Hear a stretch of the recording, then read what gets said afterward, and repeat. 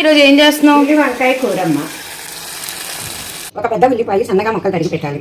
లావు వంకాయలు చిన్నవైనా పెద్దవైనా గుండ్రని వంకాయలు, ఎండుమిరపకాయలు, మెంతులు కొంచెం, ధనియాల పొడి, కరివేపాకు, ఉప్పు, కల్లు ఉప్పు, పచ్చిశనగపప్పు ఇవన్నీ కలిపి వేయించి పెట్టాలి.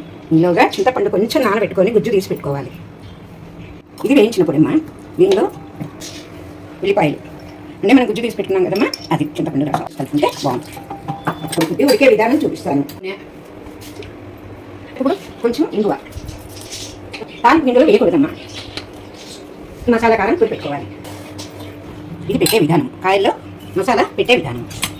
ఇలాగా మనం కుక్కర్ పెట్టి ఆయిల్ వేసుకున్నాం కదమ్మా, ఆయిల్ కాగేలాగా ఈ మసాలాని వంకాయలో పెట్టుకొని రెడీ చేసుకొని పెట్టుకుంటే బాగుంటుంది. ఇప్పుడు వంకాయలు పెట్టుకోవాలి. దీన్ని కారం కూడా వేసుకోవాలి.